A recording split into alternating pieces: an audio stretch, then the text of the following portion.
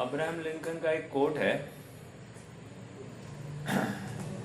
That some achieve great success is a proof to all that others can achieve it as well. मतलब क्या? वह बात ऐसी है कि जिन लोगों को यश की प्राप्ति हुई है, यही दर्शाता है कि अन्यों को भी वह प्राप्त हो सकती है। हमारे लिए कैसे समझना?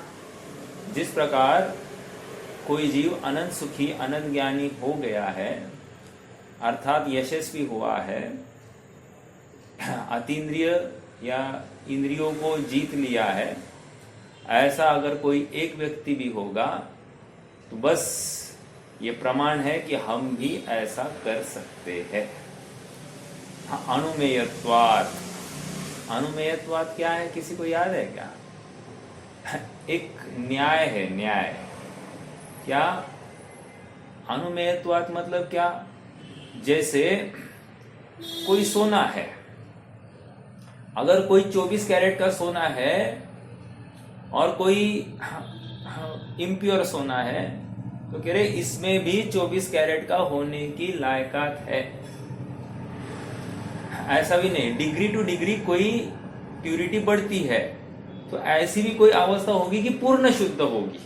उसी प्रकार यदि मेरी कषाय 10 डिग्री है, आपकी कषाय 20 डिग्री है, किसी और की 30 डिग्री है, तो ऐसा भी कोई होगा कि जिसकी कषाय 0 डिग्री होगी, और जो कषाय जिसकी कषाय 0 डिग्री है वही सुखी हो सकता है।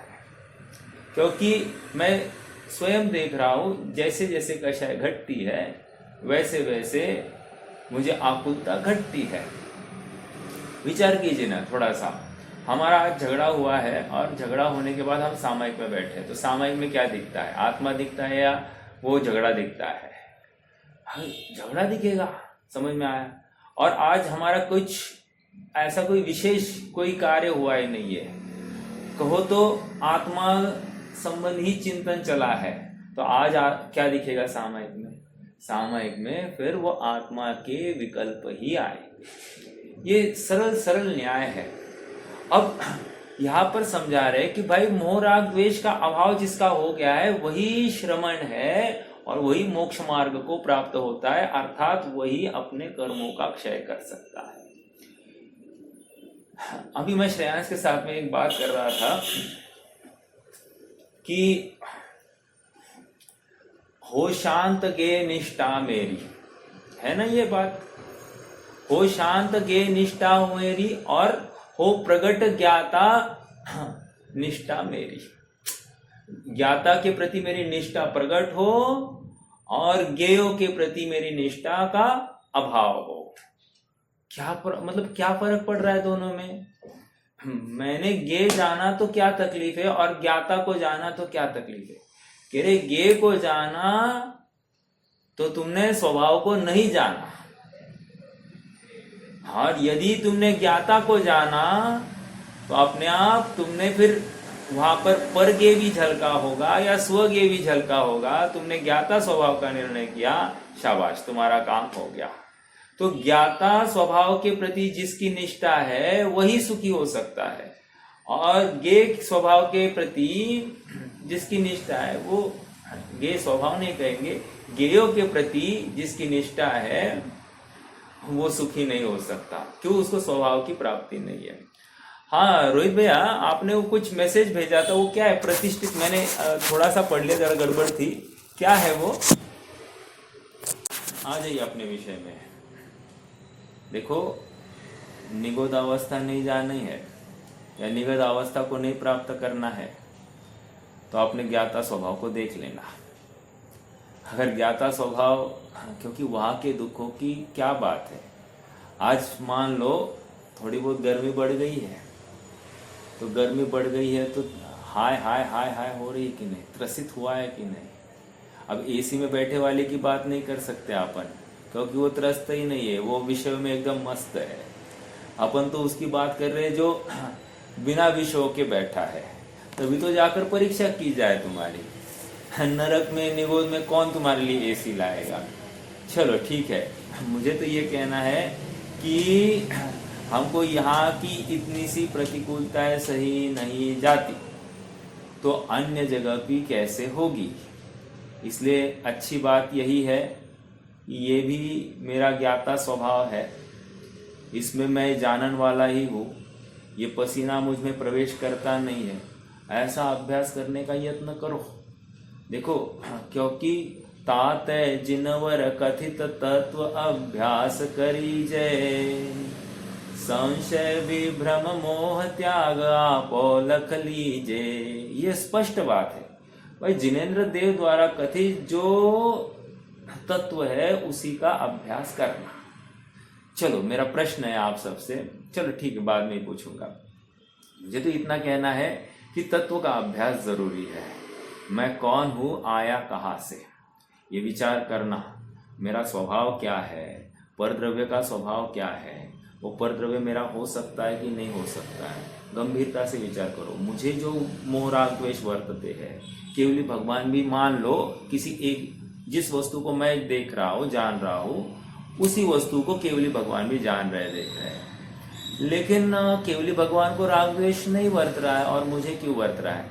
वे भी जीव है, मैं भी जीव हूँ, तो फिर फर्क कहाँ हो रहा है। फर्क कहीं ना कहीं होना चाहिए ना, मतलब उनके अप्रोच में और मेरे अप्रोच में अंतर है कि नहीं।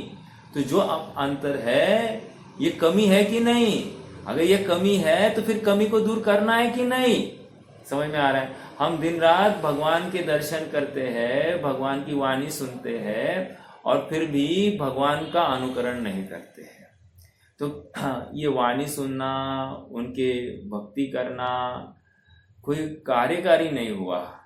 अगर मैं सचमुच सुखी होने के लिए इच्छुक हूँ तो जैसा भगवान परिणाम कर रहे हैं वैसे हम भी करें। वे अपने अपरिणामी तत्व में लीन हुए हैं तो मैं भी अपने अपरिणामी तत्व में लीन हो जाऊं। मेरा परिणमन स्वभाव है तो उस परिणमन स्वभाव को जानता हुआ अपरिणामी स्वभाव को प्राप्त हो जाओ। ठीक है। जैसे ही मुझे खबर हो जाएगी कि मेरा अपरिणामी हूँ, मैं किसी से बाधक नहीं हूँ, पर मेरे लिए सुख का कारण नहीं, दुख का कारण नहीं है, तो वैसे ही मेरी पर से अपेक्षा घटती जाएगी।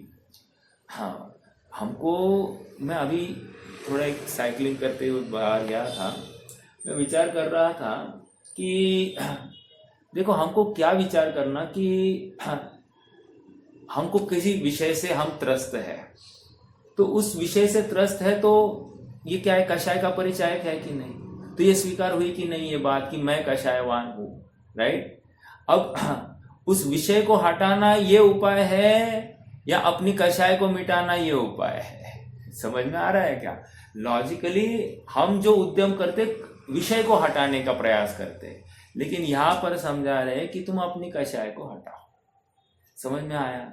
जो कषाय तुम्हें दुख का कारण है वो कषाय करने योग्य नहीं है, और जो स्वभाव का आश्रय है वही अपनाने योग्य है।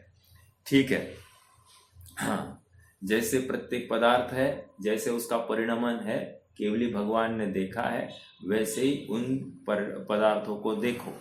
अनादि निधन वस्तुएं अपनी अपनी मर्यादा लिए परिणमित होती है। एक वस्तु दूसरे वस्तु रूप नहीं होती, एक वस्तु दूसरे वस्तु को सुखी करती नहीं, एक वस्तु दूसरे वस्तु को दुखी करती नहीं। सबका अपने अपने स्वचतुष्टय में ही कार्य हो रहा है। ये धारणा में बिठाना अत्यंत अत्यंत आवश्यक है, और हर बार एक कंपैरेटिव स्टडी करना कि वे विराग मैं राग वितान, तो वे विराग क्यों है और मैं राग वितान क्यों हूँ। समझ में आ रहा है क्या। वे विराग मतलब उनको वितरागता क्यों प्रकट हो रही है और मुझे क्यों राग हो रही, क्योंकि देखो उनकी भी प्रत्येक समय में नवीन पर्याय प्रकट हो रही और मेरी भी प्रत्येक समय में नवीन पर्याय प्रकट हो रही। लेकिन मेरी पर्याय प्रकट होते ही मैं इस शरीर को अपना मानकर अपने को, इस शरीरधारी को आत्मा मान बैठा हूँ, और वे शरीर से रहित अपने को आत्मा देख रहे हैं। ये बहुत बड़ा अंतर है। ठीक है, चलिए अपन स्वामी जी के भाव थे उसको पढ़ेंगे और फिर आगे बढ़ते हैं। गाथा का हिंदी अनुवाद पढ़ लेते हैं। अज्ञानी पर द्रव्याश्रयी हो मुग्ध राग द्वेष में, जो श्रम नहीं वही बांधता है, विविध विध के कर्म सब। मोहित न हो जो लोक में अर राग द्वेष नहीं करे, निराग से वे श्रम नहीं क्षय करे, विध विध कर्म सब। देखो एक बात आ रही है, मोहित न हो जो लोक में। इसका मतलब जो लोक में मोहित हो रहा है वो नियम से भ्रम को प्राप्त हुआ है। आत्म भ्रांति सम रोग नहीं। आत्म भ्रांति मतलब अरे निस्वरूप की भ्रांति जिसको हो गई है उसको प्रत्येक वस्तु संबंधी भ्रांति है, और जिसको निस्वरूप संबंधी निर्णय हो गया है उसको प्रत्येक वस्तु संबंधी निर्णय हुआ है। अर्थात भगवान कह रहे तुम एक वस्तु का निर्णय करो, बस एक वस्तु का निर्णय करो इज इक्वल्स टू ऑल। वस्तु का स्वभाव ऐसे ही है। समझ में आया? जब इतना कर लोगे ना तुम्हारा काम हो जाएगा। देखो ना वो कौन से संतोष कवि, कौन से कवि थे, विशापहार स्तोत्र लिखा,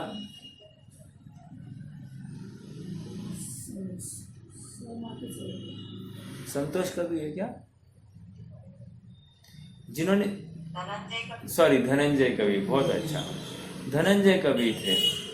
अब देखो लड़का सामने मरा पड़ा है, मूर्छित पड़ा है इनफैक्ट, और सर्प ने डस लिया है, तो जाने की कितनी पॉसिबिलिटी, मतलब बचने की कितनी पॉसिबिलिटी है, और ये टस से मस नहीं हो रहे।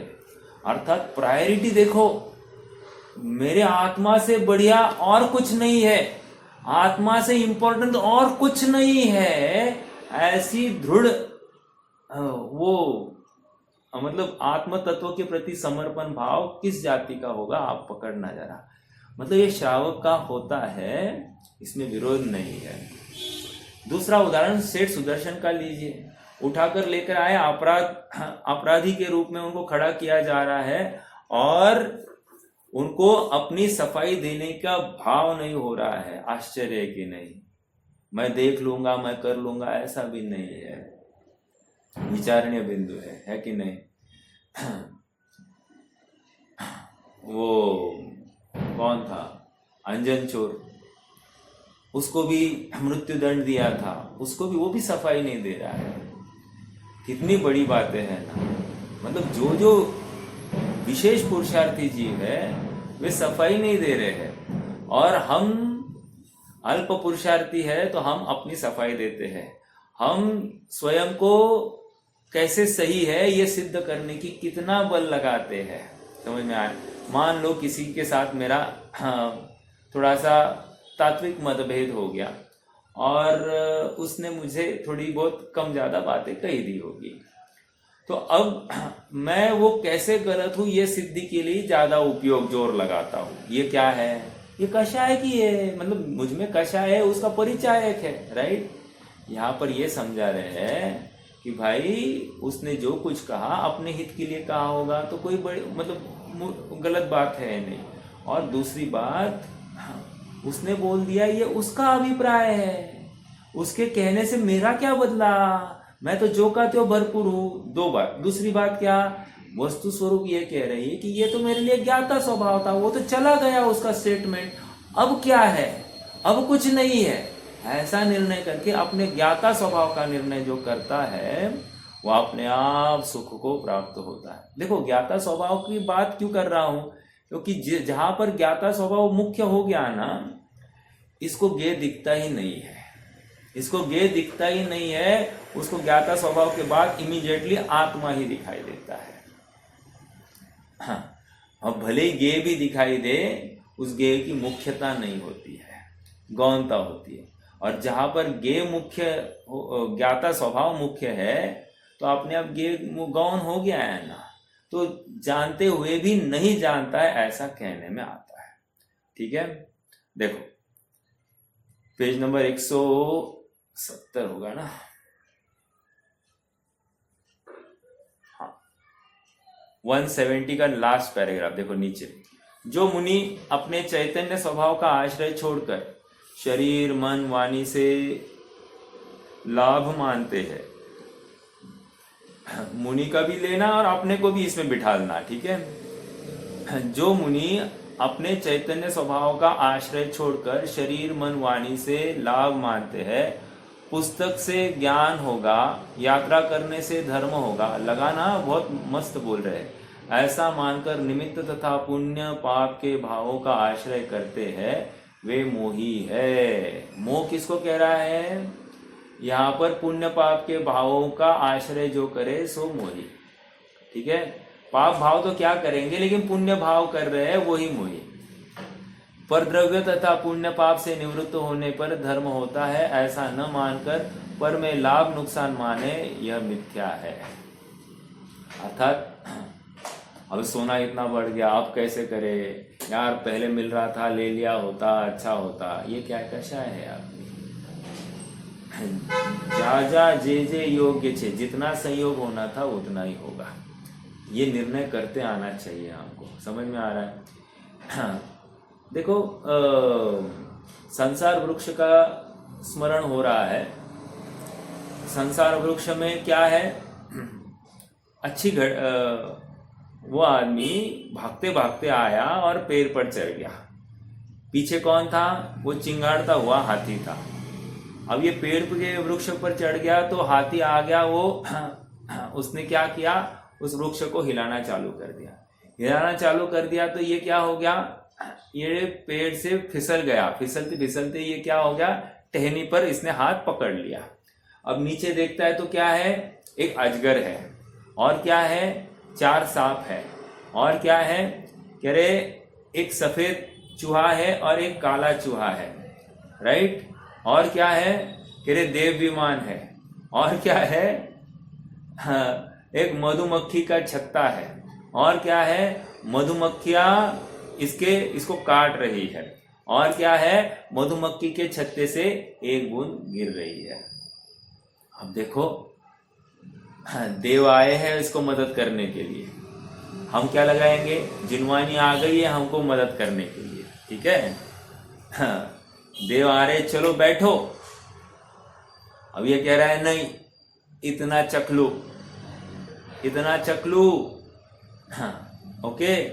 और वो उसको क्या पड़ी है, ये गिर न जाए, मतलब मेरे वो जो टपक रहा है शहद वो गिर न जाए, मैं उसको बराबर झेल लूं, ये इसकी भावना है। और उसी बीच में मधुमक्खियां उसको आकर डस रही है, काट रही है, वो उससे टस से मस नहीं हो रहा है। क्यों? उसको उस साता की पड़ी है, उस साता के पीछे ये सब असाता झेलने के लिए तैयार है। सहस्त्र असाता है वो झेलने के लिए तैयार है, एक छोटी सी साता के पीछे। हाँ, और नीचे वो अजगर तो पड़ा ही है, और ये चूहे काट रहे हैं। चूहे क्या है, शुक्ल पक्ष और कृष्ण पक्ष है, मतलब आयु फटाफट निकलते जा रही है। जिनवानी हमको सजग कर रही है, जागरूक कर रही है, तू मान नहीं रहा है। अब कैसे कहे कि मैं सुखी होना चाहता हूं। हमारी क्या ऐसी दशा नहीं है? विचार करना कि निरंतर ये चतुर्गति रूप 4 सर्प बैठे हैं, और उसमें एक अजगर, वो आयु मुझे ग्रसित करने के लिए खड़ी है, और वहां पर वो हाथी कौन है? हाथी कौन है? हाथी है कर्म। वो कर्म आया है, कर्म का उदय है, और उसमें ये साता असाता रूप संयोग। तो साता की आस के पीछे वो असाता को गिनता ही नहीं है। आपला माइक म्यूट करता का अनिता ताई? अच्छा, ठीक है। तो मैं क्या कह रहा था, मतलब साता के पीछे कितनी इसकी वफादारी है। हम भी साता के पीछे भाग रहे कि नहीं भाग रहे हैं, असाता नहीं हो उससे असाता से दूर हो रहे कि नहीं हो रहे। यहाँ पर समझा रहे जो प्रसंग आएगा उसको जानना देखना, बस तू भाग मत, तू अपनी जगह से हिल मत, ना साता के पीछे भागता जा न असाता को देखकर भागते जा। समझ में आ रहा है क्या? दो बातें कह रहा हूं, तो कह रही ये मत कर, तेरा काम हो जाएगा।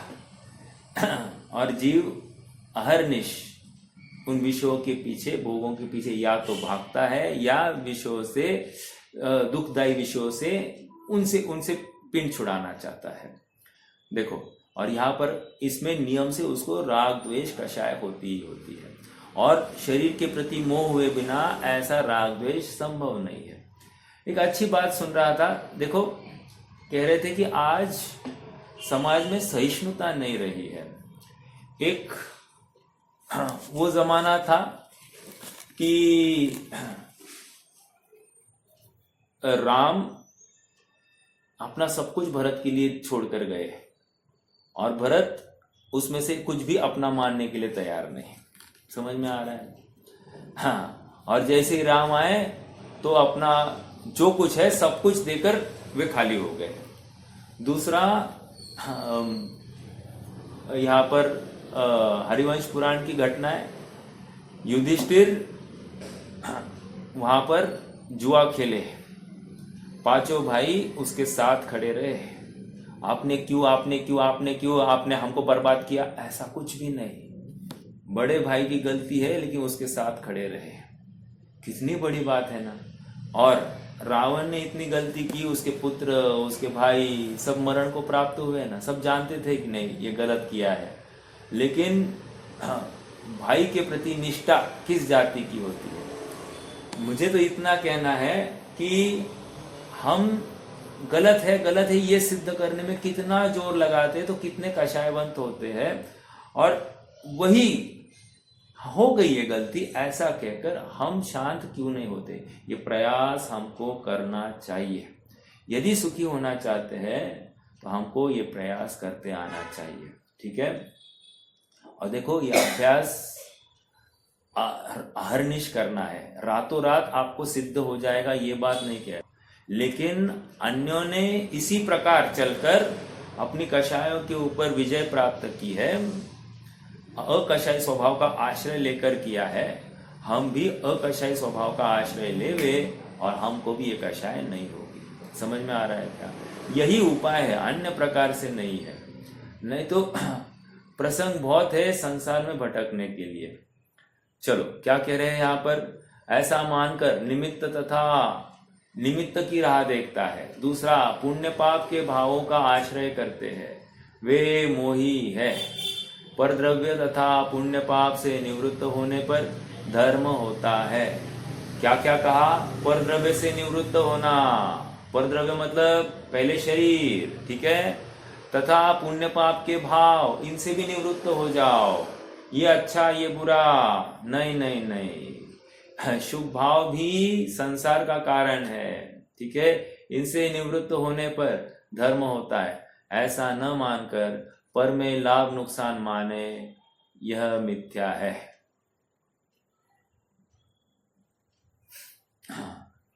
यहां मुख्यता से मुनिराज और गौण रूप से श्रावक की बात है।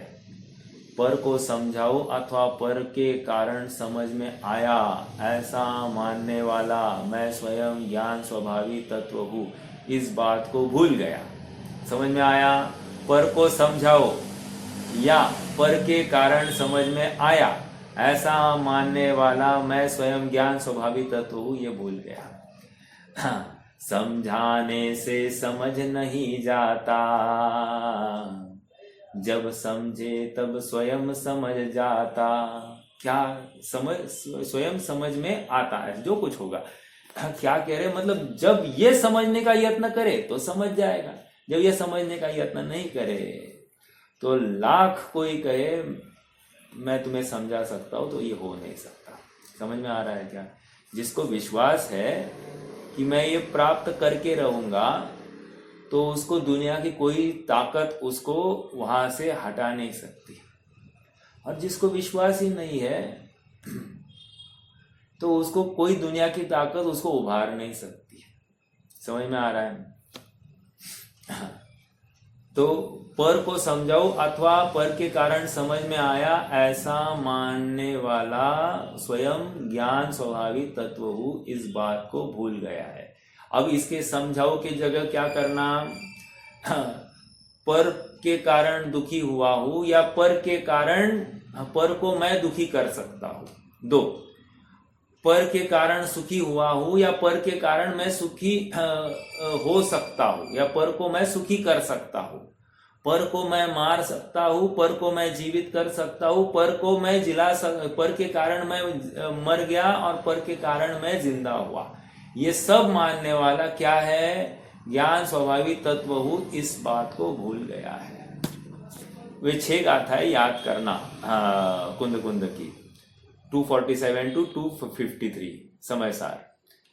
क्या कह रहे हैं? मैं मार सकता, मैं जिला सकता, ये मान्यता अज्ञान है। तो क्यों? क्योंकि उसने अपने ज्ञान स्वाभाविक तत्व को नहीं जाना। मैं ज्ञाता स्वभाव वाला हूं। ज्ञाता स्वभाव मतलब फिर से कौन बताएगा? ज्ञाता स्वभाव मतलब स्व पर प्रकाशी स्वभाव। समझ में आ रहा है? जैसे ही स्व पर प्रकाशी स्वभाव को दृष्टि में लेता है तो पर झलके या स्व झलके इसको क्या दिखाई दे रहा है? स्व पर प्रकाशी स्वभाव दिख रहा है। इसी को ज्ञाता स्वभाव कह रहे हैं। और ज्ञाता स्वभाव हूं ऐसा निर्णय हो गया तो क्या हो गया? फिर वो पर द्रव्य में नहीं अटकता। और यहां पर कह रहे इस बात को भूलकर पर में ही अटकता है। जैसे ही भूल गया उसको पर जानने में आया ना, तो जानना मेरा स्वभाव है ऐसा बोल दे। या ये इसने गाली दी इसलिए गुस्सा आया, या इसने मेरी प्रशंसा की इसलिए अच्छा लगा। अब ये क्या है? पर को जानकर इसको राग द्वेष हुआ है। जबकि यहाँ पर कह रहे ये राग द्वेष भी स्व समय में निश्चित थे। तुझे पर का मतलब आभास है, पर के कारण हुआ ऐसा आभास है, ये मिथ्या है। समझ में आ रहा है? हाँ, इस बात को भूलकर पर में ही अटकता है और नवीन कर्मों को का बंद करता है। इस प्रकार पर तथा विकल्प इत्यादि में एकाग्र होने से उसे मोक्ष मार्ग की सिद्धि नहीं होती। पर तथा विकल्प इत्यादि में एकाग्र हो गया, ये इसमें मन का बहुत बड़ा रोल है। मन इसको बराबर गलत जगह पर दौड़ाता है और इसलिए हमको समझाया जा रहा है भाई तुम्हारे पास में जो व्यवस्थाएं है, जो साधन है, उनका यथार्थ प्रयोग करो जिससे तुम संसार का त्याग कर सको, संसार से निकलकर मोक्ष की प्राप्ति कर सको। क्योंकि यहाँ पर अटकने के बहुत सारे साधन हैं, उलझने के बहुत सारे साधन हैं और सुलटने का एकमात्र आधार तुम्हारा शुद्धात्मा है। ज्ञानी प्रति समय अपने आगे पढ़ रहे अपन, ज्ञानी प्रति समय अपने ज्ञान स्वभाव को ऊर्ध्व रखता है, पर को तथा विकार को अग्र नहीं करता। मतलब क्या? कोई भी चीज इसको अपने ज्ञान दर्पण में जानने में आ गई है, खत्म, बस मेरा ज्ञाता स्वभाव है, इसका मुझ में प्रवेश नहीं है। अनादि निधन वस्तुएं अपनी अपनी सत्ता में, अपनी अपनी मर्यादा में रहकर अपने रूप ही परिणमित होती है। एक वस्तु दूसरे वस्तु रूप नहीं होती, हो सकती नहीं। दो बातें, नहीं होती और हो सकती नहीं। हो सकती नहीं, मैं पहले भी मैंने एक बार कहा था, एक वस्तु दूसरे वस्तु का कुछ कर सकती नहीं, यह वस्तु की कमजोरी है या वस्तु का ताकत है?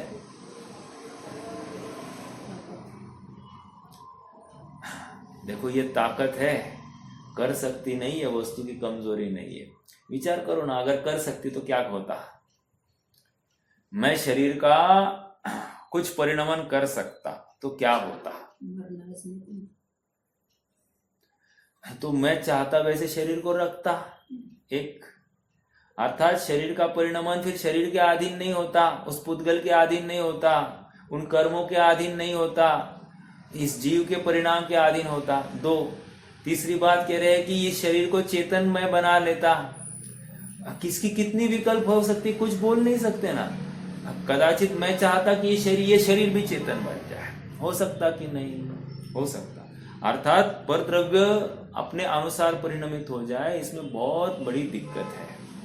हाँ, अब तकलीफ क्या है, हमको अनेक परद्रव्यों के साथ में कुछ लेना देना नहीं है। हमको जो विशिष्ट परद्रव्य है ना, उनसे कुछ लेना देना है। बाकी दुनियादारी जाने दो, हाँ वो नहीं परिणमते हम भी मानते हैं, लेकिन कोई विशिष्ट परिणाम को लेकर ही इसको बहुत तकलीफ है। कह रहे ये नहीं होना चाहिए था। समझ में आ रहा है। अपने लड़के को कुछ हो जाए तो हमको कितनी तकलीफ है, और दूसरे के लड़के को कुछ हो जाए तो हमको क्या तकलीफ है, कोई तकलीफ नहीं है। क्यों?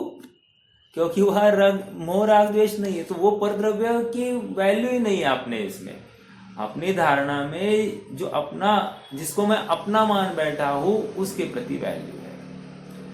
हाँ, बहुत अच्छी बात सुन रहा था। जैसे आज जो मेरा बेटा है, कल वो मेरा पिता हो सकता है कि नहीं। एक, आज जो मेरी पत्नी है वो कल मेरी माता, कल मतलब आने वाले काल में अगर संसार में भटका तो वो मेरी माता हो सकती है कि नहीं, बिल्कुल हो सकती है। अर्थात जिसको मैं भोग योग्य मान रहा हूं वही अन्य रूप में आ गई, तो अर्थात फिर आज भी ये भोगने योग्य है कि नहीं, ये विचारणीय बिंदु है। अपने आप परिणाम टूट जाते हैं। देखो ये निर्णय, ये चिंतन करने के साधन है कि जिसको मैं अपना मानकर भोगने की वासना करता हूं वही अभोग्य भाषित हो जाती है। किसको भोगूं ये प्रश्न खड़ा हो जाता है, क्योंकि कोई भोगने योग्य है ही नहीं। समझ में आ रहा है। जैसे ही भोगने का भाव होता है तो शरीर मुख्य होता है, और शरीर के माध्यम से ही मैं पर वस्तु को भोगूं, ऐसा होता है। तो जहां शरीर में अपनत्व हुए बिना ये परिणाम आ सकता नहीं। आप कहोगे साहब चक्रवर्ती भी सम्यक दृष्टि है, वो भी भोगता है, तो वो भी ये करता है क्या? हाँ, वो भी करता है। अप्रत्याख्यानावरण कषाय के वश ये सब बातें हो सकती है। और दूसरा, उसका पुरुष वेद चल रहा है ना।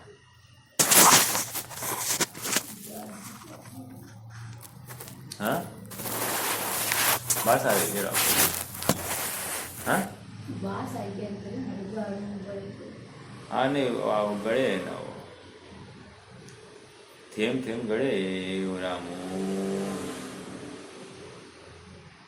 समझाने से समझ नहीं जाता, जब समझे स्वयं समझ आता।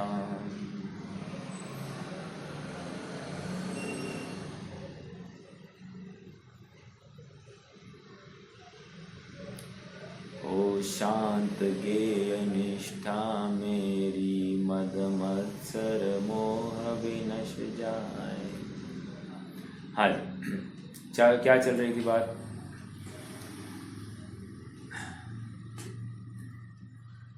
ज्ञानी प्रति समय अपने ज्ञायक स्वभाव को ऊर्ध्व रखता है। ज्ञायक स्वभाव अर्थात स्वपर प्रकाशित स्वभाव, ज्ञायक स्वभाव, ठीक है, जो किसी से परिणमित नहीं होता। और एक बात बहुत विचारणीय है, मतलब ये अक्सर हमको हम चाहते हैं, जैसे एक एग्जाम्पल, अब मैं चाहता हूं कि कोई घटना अभी घटित हो जाए, जबकि वो घटना मान लो 1 साल बाद घटित होने की उसकी योग्यता है। अब मेरे चाहने से वो घटना थोड़ी एक तुरंत घटित होने वाली नहीं होने वाली, लेकिन इस जीव को उसकी वासना है, इच्छा है, इसकी वजह से वो दुखी हो रहा है। समझ में आ रहा है। इसके दुख का कारण अन्य नहीं है, ये बात तो एकदम स्वीकार करने योग्य है, विरोध नहीं है, क्योंकि अन्य द्रव्य के पास में है क्या जो इसको दे, और इसने जिसको अपना मान के रखा है वो भी इसका है कहा। तो ये जो मान रहा है ये मान्यता भी छोड़नी ही पड़ेगी ना। अपने आप आकुलता घटती है। आकुलता घटाने के लिए यही उद्यम जरूरी है। समझ में आ रहा है क्या? मैं क्या कह रहा था? परद्रव्य में प्रति समय ज्ञायक स्वभाव को ऊर्ध्व रखना। ज्ञायक स्वभाव को ऊर्ध्व रखना अर्थात हाँ, मैं ये कहना चाह रहा था, प्रत्येक वस्तु का परिणमन व्यवस्थित है, सुयोग्य है। मैं चाहता हूं कि सम्यक दर्शन अभी हो जाए। हो सकता है? नहीं हो सकता। क्यों नहीं हो सकता? क्योंकि तुम्हारे चाह, यहाँ जहां पर चाह है वहीं पे गलती हो गई है। यहाँ कह रहे चाह से अतीत हो जाओ, तभी तुम्हें सम्यक दर्शन होगा। और सुनो, स्वयं को सम्यक दर्शन क्यों चाहते हो? स्वयं को आत्मा देखो, स्वयं सम्यक दर्शन प्रकट हो जाएगा। इसलिए पंडित साहब ने 213 पृष्ठ पर बहुत जबरदस्त रत्नत्रय की परिभाषाएं दी है। जिस परिणाम से, जिस श्रद्धा से मेरा राग द्वेष घट जाए, मेरा राग घट जाता है या राग का अभाव होता है, उस श्रद्धान को सम्यक दर्शन कहते हैं। जिस ज्ञान से मेरा राग का अभाव हो जाए, उस ज्ञान को सम्यक ज्ञान कहूंगा। और जिस चारित्र से मेरे राग का अभाव होता है, उस चारित्र को सम्यक चारित्र कहते हैं। अब आप परिणाम लगाओ, कुछ भी करो, कोई प्रॉब्लम नहीं। जिन परिणामों से राग का अभाव हो, वो परिणाम सम्यक दर्शन। जिन परिणामों से राग का अभाव हो, वो परिणाम सम्यक ज्ञान। अब ये परिभाषा जो हो गई है ना, ये जबरदस्त है। अब क्या करना, ये प्रश्न ही नहीं रहता। बस तुम अपने भावों को देखते रहो। इस भाव से मेरा राग घटा या बढ़ा, समझ में आ रहा है क्या? घटा तो ठीक, लेकिन अभाव तो नहीं ना हुआ, तो भी अठीक। समझ में आ रहा है क्या? तो यहाँ पर पूर्णतया राग के अभाव की बात चल रही है, पूर्णतया मोह के अभाव की बात चल रही है। कल एक बात बता रहा था मैं, जैसे किसी को पत्नी से तलाक लेना है, किसी ने तलाक दिया, तो क्या हुआ? 2 साल पहले, 3 साल पहले उसको ये कल्पना आ गई कि मैं इसके साथ नहीं रह सकता। समझ में आया? वो कल्पना पहले आती है और उसके बाद में वो वास्तविकता में कुछ काल में रूप धारण करती है, होती है कि नहीं? उसी प्रकार हमको पहले इस धारणा ज्ञान में ये नक्की करना कि मैं इस शरीर के साथ नहीं रह सकता। इसका मतलब आत्महत्या कर ली, ये नहीं कह रहा हूं। इस शरीर के साथ नहीं रह सकता, अर्थात ये शरीर अपना है ही नहीं, ये स्वीकृति हो जाती है। आज तक मैं इस शरीर के आधार से ही जीने की कल्पना कर रहा था। आज पहली बार मुझे ये निर्णय हुआ कि ये शरीर मेरे जीवन का आधार नहीं है। मेरे जीवन का आधार मैं स्वयं हूं। ये जिस समय नक्की हो जाता है, उस पर द्रव्य से अपने आप परत्व स्थापित होता है। कालांतर में ये परद्रव्य छूट जाएगा, फिर श्रद्धान होता है। श्रद्धान के बाद में फिर वो परद्रव्य अपने आप छूट जाता है। समझ में आ रहा है क्या? ये विचारणीय बिंदु है। इसलिए हर एक घटना के पीछे उसके पहले का परिणाम कितनी वैल्यू रखता है, आप समझ रहे होंगे। आज मैं जो कर नहीं पा रहा हूं, मान लो चारित्र अंगीकार नहीं कर पा रहा हूं, लेकिन उस चारित्र संबंधी निर्णय मुझे आज ही करना है। समझ में आ रहा है? ये बात है। देखो, पर को तथा विकार को अग्र नहीं करता, तथा ज्ञान में जो जो ज्ञेय जानने में आते हैं, उन ज्ञेयों का आश्रय भी नहीं करता। इंपॉर्टेंट बात है। देखो, यहाँ पर बहुत लॉजिकल बात कह रहे हैं। ज्ञान में जो जो ज्ञेय जानने में आते हैं, उनका आश्रय भी नहीं करता। आप समझ रहे क्या कह रहे हैं? ये यदि आश्रय करे तो क्या होगा? कौन बताएगा मुझे? अगर मैं ज्ञेयों का आश्रय करूं तो क्या होगा?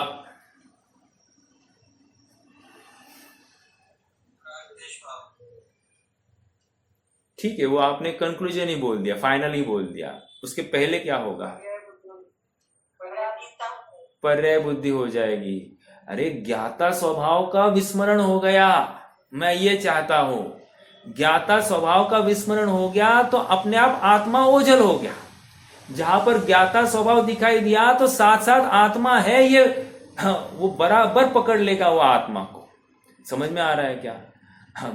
फिर बाकी सब बातें हैं, क्या राग द्वेष हो जाएगा, पर्याय मूर्ता हो गई, ये बात आ जाएगी। बट अपना ज्ञाता स्वभाव भूल गया। जैसे ही पर गे मुख्य होता है तो जो मेरा ज्ञातृ स्वभाव है वो गौण हो गया, अर्थात ओझल हो गया। अज्ञातृ स्वभाव गया तो फिर आत्मा भी गया। ठीक है।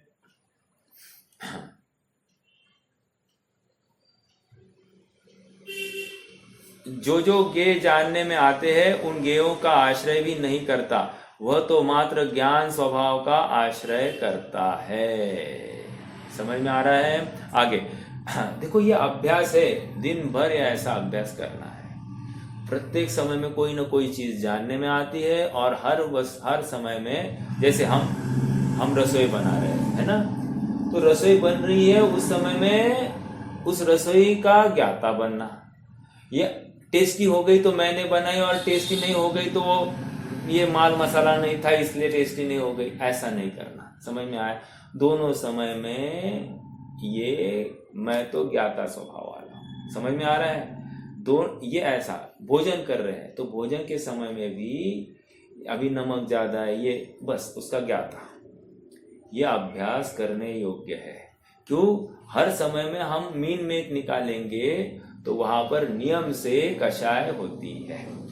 अब आप कहोगे साहब ये तो मुनि अवस्था की बातें है। बिल्कुल सही है, मुनि अवस्था की बात है, लेकिन यह अभ्यास वर्तमान में करने योग्य है। समझ में आ रहा है?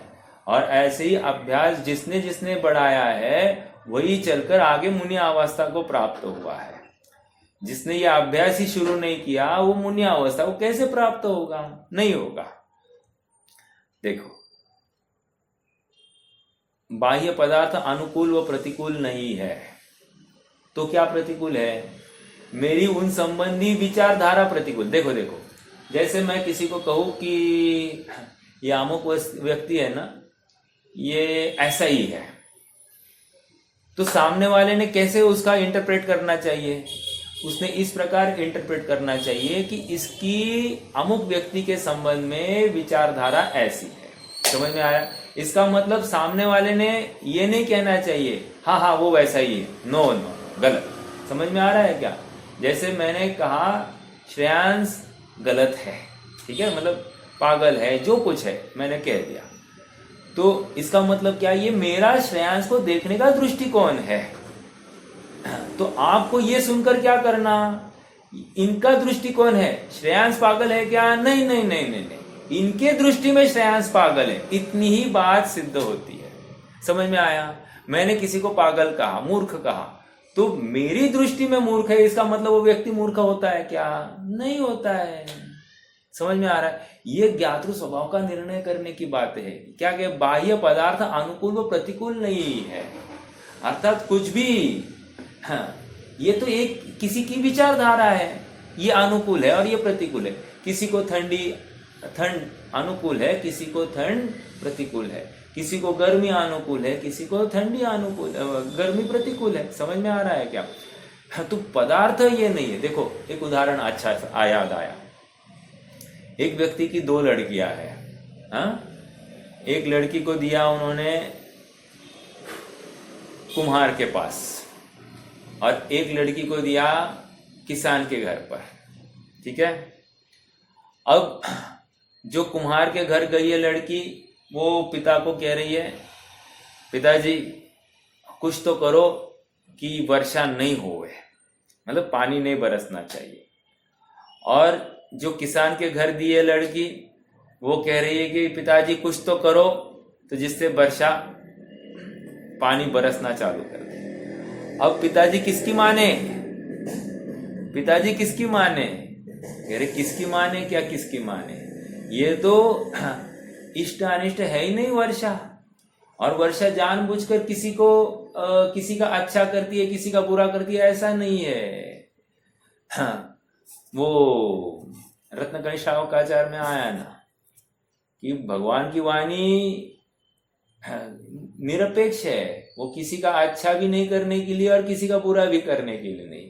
जिसका अच्छा होना है वो स्वयं भगवान की वाणी को ग्रहण करके अपना अच्छा कर लेता है वस्तु स्वरूप समझकर, और जिसका अच्छा नहीं होना है वो उसी भगवान की वाणी को ग्रहण करके उससे विपरीत विचार करके अपना बुरा कर बैठता है। समझ में आ रहा है क्या? तो भगवान की वाणी अच्छी या बुरी?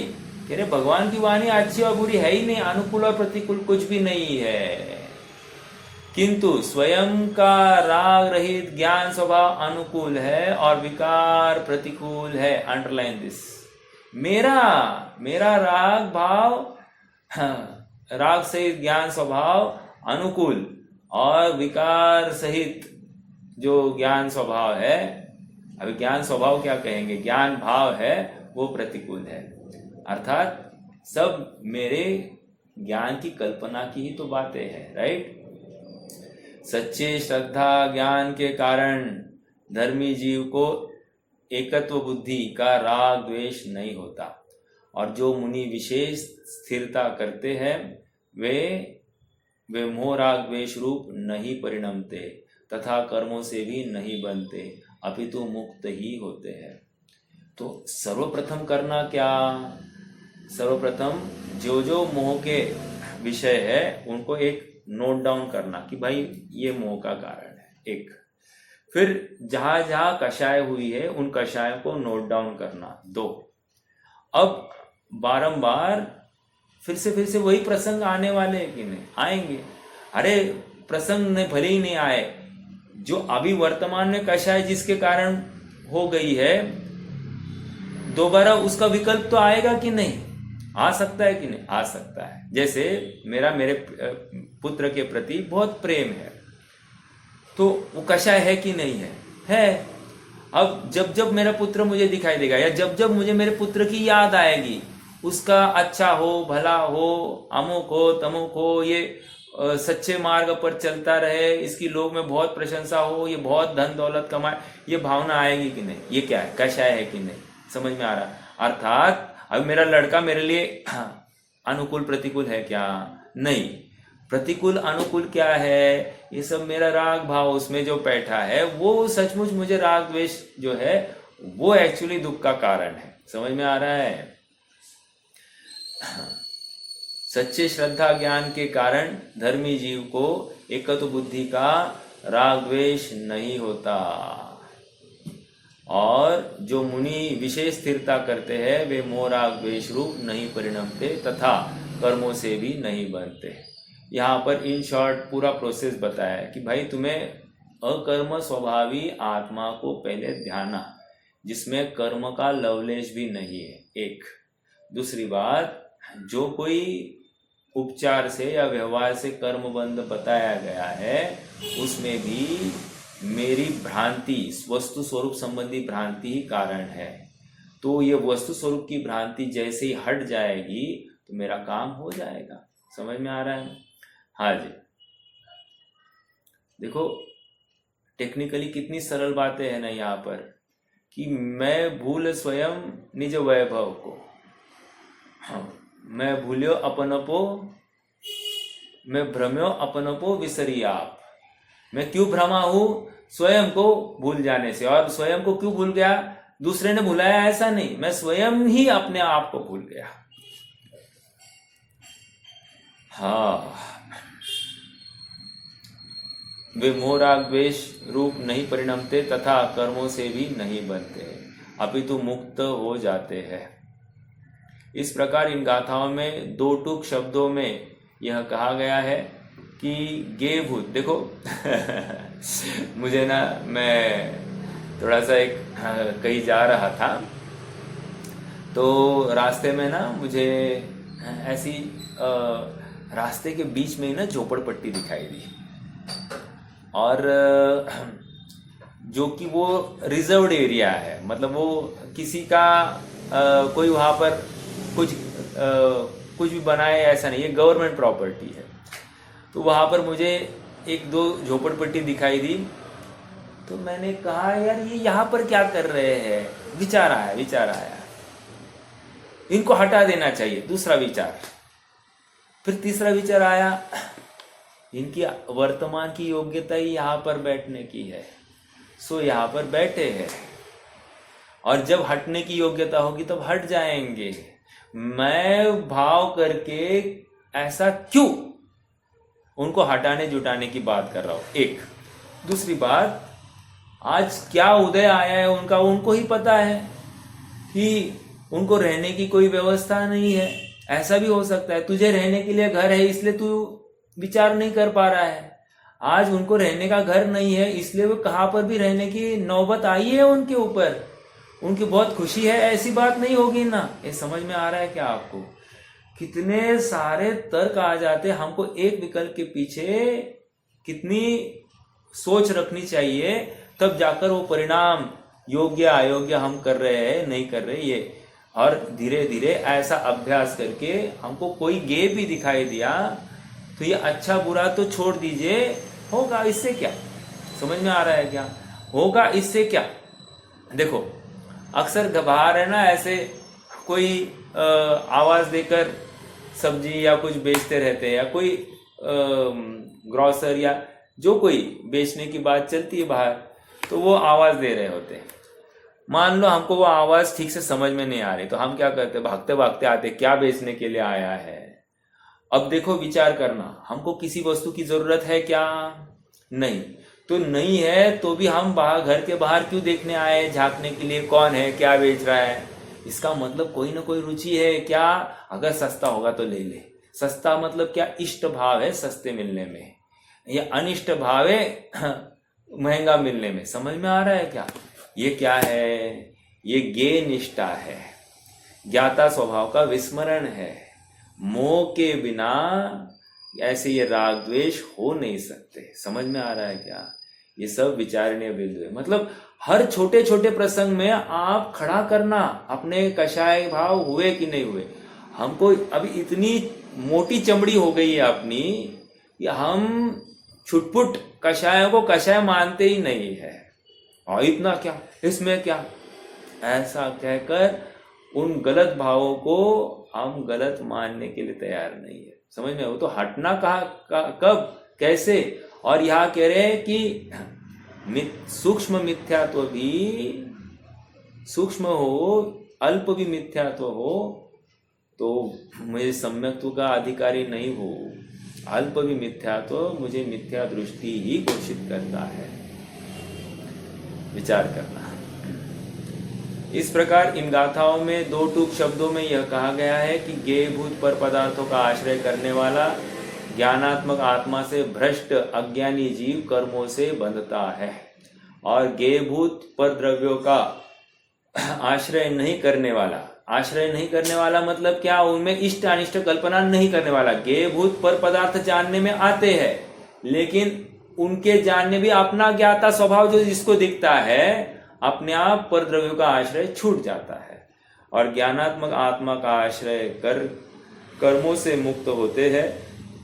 इसलिए अनेकाग्रता मोक्ष मार्ग नहीं है, एकाग्रता ही मोक्ष मार्ग है। देखो याद करना 232वीं गाथा में एकाग्रता ही श्रामण्य है, एकाग्रता ही मोक्ष मार्ग है। और यहाँ पर हेंस प्रूव्ड दैट एकाग्रता ही मोक्ष मार्ग है, अनेकाग्रता संसार का कारण है। इस प्रकार चरणानुयोग सूचक चूलिका नामक महाअधिकार में समागत मोक्ष प्रज्ञापन अधिकार समाप्त हुआ। ठीक है, चलिए रुक जाएंगे। कोई प्रश्न है तो रख सकते हैं। अब शुद्धोपयोग प्रज्ञापन अधिकार चलना है। ठीक है, लगभग 26 गाथाएं है तो चलेगा, देखते हैं फिर क्या है। बहुत अच्छी स्टार्टिंग है वहां पर भी। क्या है? शुद्धोपयोगी भी श्रमण और शुभोपयोगी भी श्रमण। शुद्धोपयोगी निराश्रवी है, आश्रवी है शेष सब। ये प्रकरण आने वाला है, चलो देखेंगे अपन कल। कोई विषय है, प्रश्न है तो रख सकते हैं।